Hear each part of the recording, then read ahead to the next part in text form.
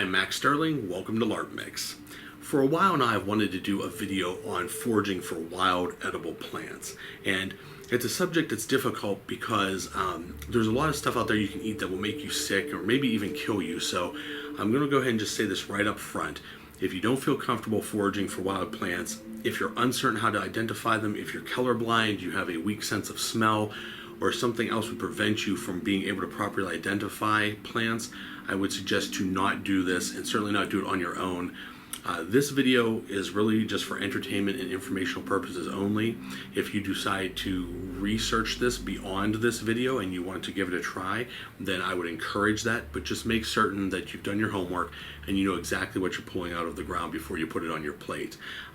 There's a lot of stuff out there that looks very similar to other plants, and you can make a mistake very easily.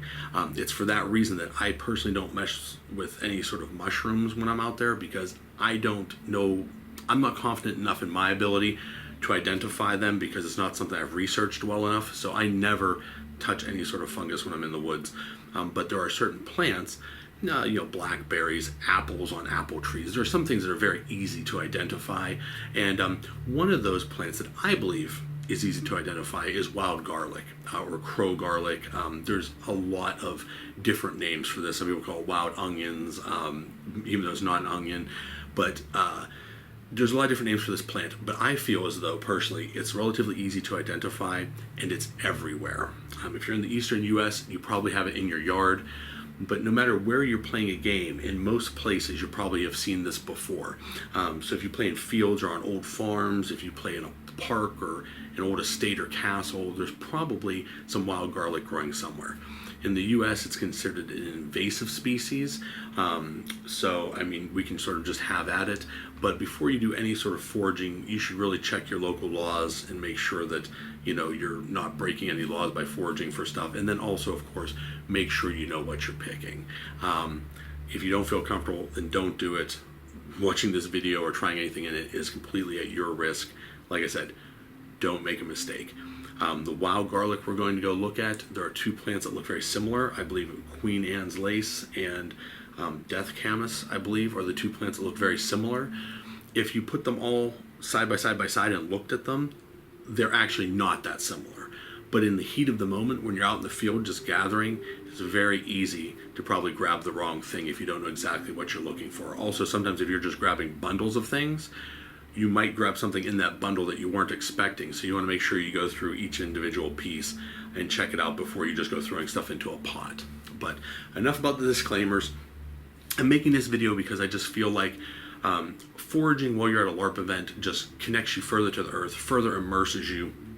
And whether you are a stick jockey and you're playing an American style game where you're just, combat, or it plays more like a Dungeons & Dragons tabletop style game where you're just adventuring, finding random encounters, or if you're playing something that's a little bit more set where you're just sort of camping and then there's events, the big battle is at 3 o'clock, everyone report to the promenade at 3 o'clock, type of thing, then whatever style of game you're playing, because LARPs are so broad and diverse and vast, as long as you're outside, you can be looking for these wild edibles. Because if you're going to eat while you're at a game, why not have something that sort of connects your character to that? And just getting up in the morning, going and foraging and getting some stuff, I think it's pretty cool, especially if you're in costume, you're in character, or even if you're just walking and maybe you're doing something, picking something up and just being able to eat it or chew on it or something while you walk.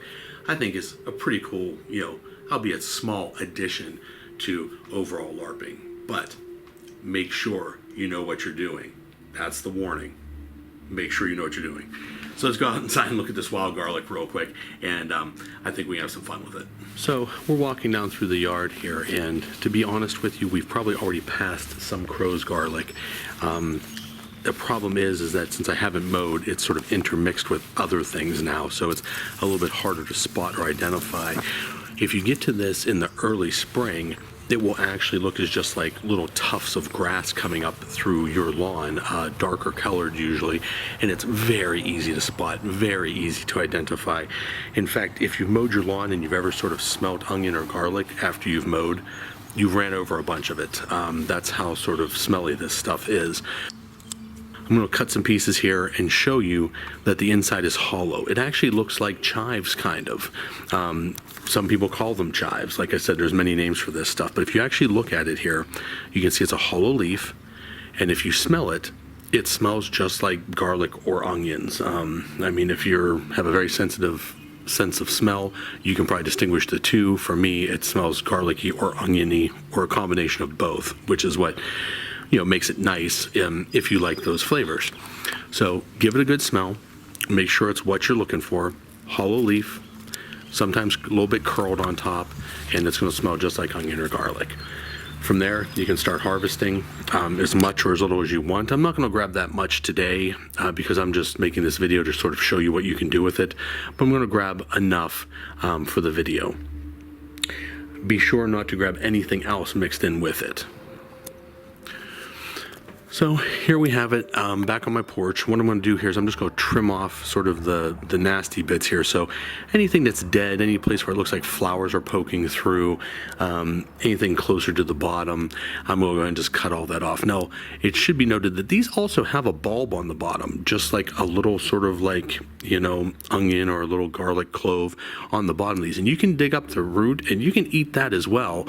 But if you dig that up, then, I mean, you can't come back and harvest more later. So I usually just take the tops for what I'm looking to do.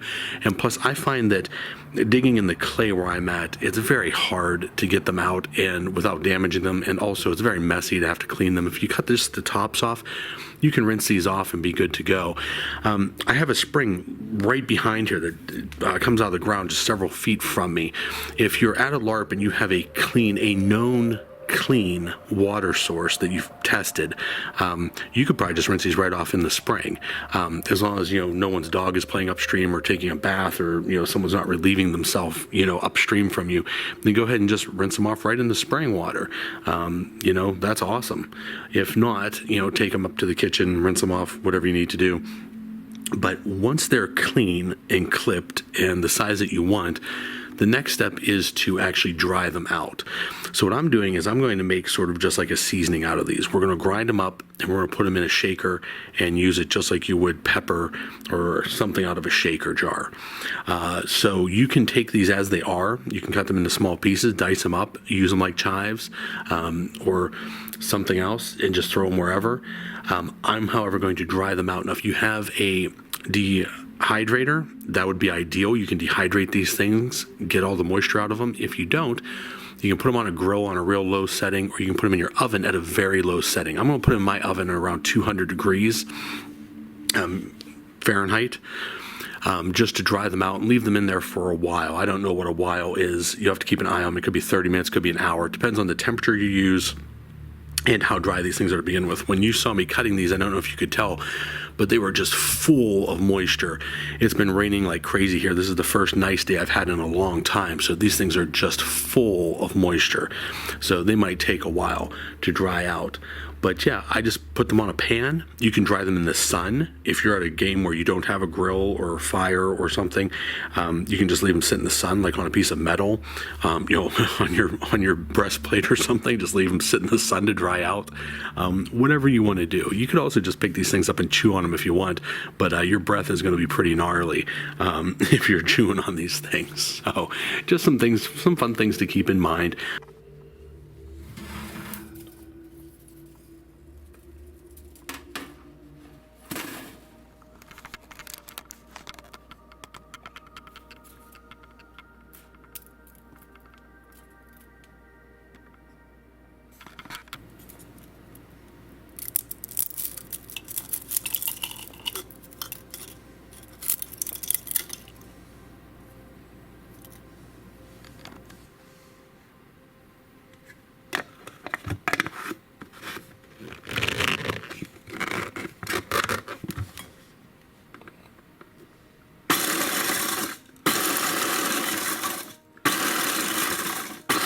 And when you're all done, you show something ends up looking like this.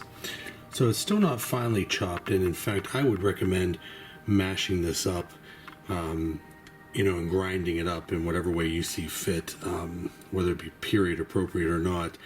But this will all fit in one of these shaker jars that I have here. These leftover pieces weren't quite dried out enough. I didn't leave them in long enough. But if you have a grinding mill like this, you could open it up and you can just cut the pieces to length, stick them in there, and then you could use this to just, you know, sort of freshly chop or grind these.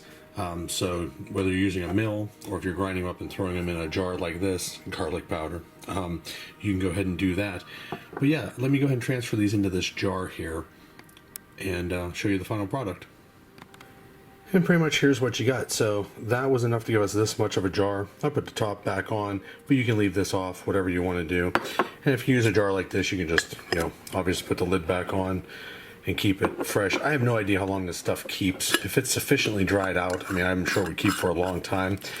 If you're gonna make some like salt, pepper, garlic out of this, and you're gonna put salt and pepper in here, I mean, that might dry it out further, make it last longer, but I wouldn't keep it for too long. And just always remember, this stuff was free, just took you a little bit of time to gather and make, so if it doesn't seem right or loses its flavor, just throw it out and get some more.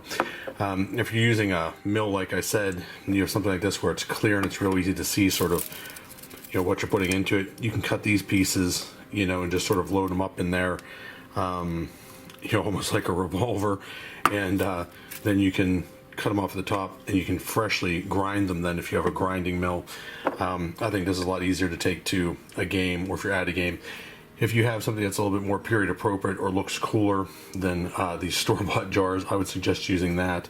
But yeah, that's pretty much it. The next step then is just anytime you want something with a sort of oniony, garlicky flavor, shake this on there. And if you're at a LARP game, then yeah, go ahead and wow and amaze your friends with your knowledge of foraging and edible foods.